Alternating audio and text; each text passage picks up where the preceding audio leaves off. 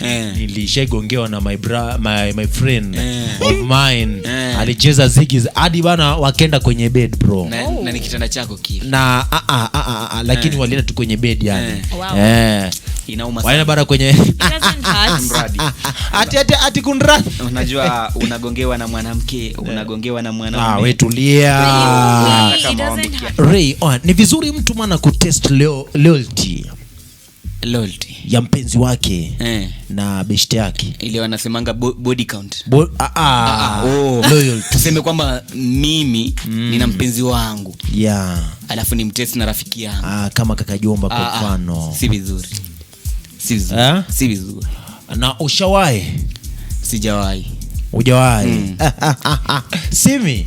It's good as long as ni vizuri bana kutest loyalty ya mpenzi wako kutumia beshte yako yani bana. Kwa mfano uko na friend wa kike pale, alafu uko na Yamani unamwambia oya jamani we enda umnyanyue kihisia tu, umbebe kihisia, tuone kama ata fall in love na wewe ama ataendelea. Simi, can you or you can't? It's okay as long as you trust your partner. And yes, I did that and that is a positive one. Mimi nijaribu kwamba niende kujaribie, nitakugongea hadharani kwanza. Mimi sijaribu vitu. Ushaijaribu Ray? Mimi sijawahi na sijawahi. Na utawahi. Mbona lakini tunakwambia mimi usinijaribie. Yes. Maana yake mimi nitakuulia. Unajua kuna kitu ambacho nataka nikwambie leo hii. Sema baba. Kwamba moyo wa mwanamke ni kitu ambacho ni chepesi sana. Chepesi. Ni kitu yani nyepesi sana. Sijui nitasemaje. Ukipuliza hivi kameenda. Sasa leo hii nataka niwaambie kwamba ukimtuma kijana mwenzako pale mori wako aende pale jaribu kumtongoza ama kumkatia yule mpenzi wako, nataka nikwambie kwamba kuna zile weak points ambazo wewe haujaielewa kwa yule mwanadada wako, na kuna zile vitu ambazo hujawahi mwambia. Akisikia tu hivi lakini naona Simi anakataa.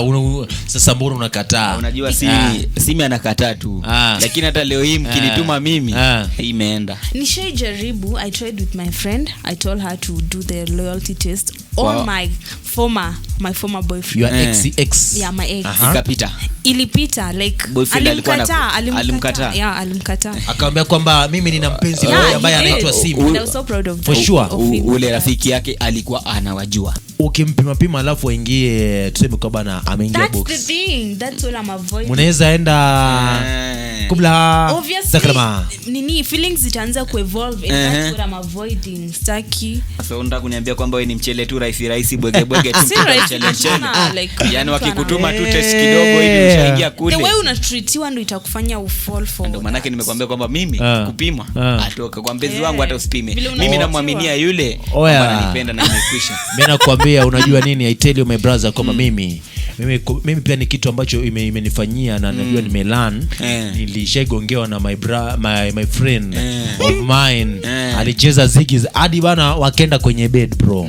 Na ni kitanda chako kile. Na lakini walienda tu kwenye bed yani.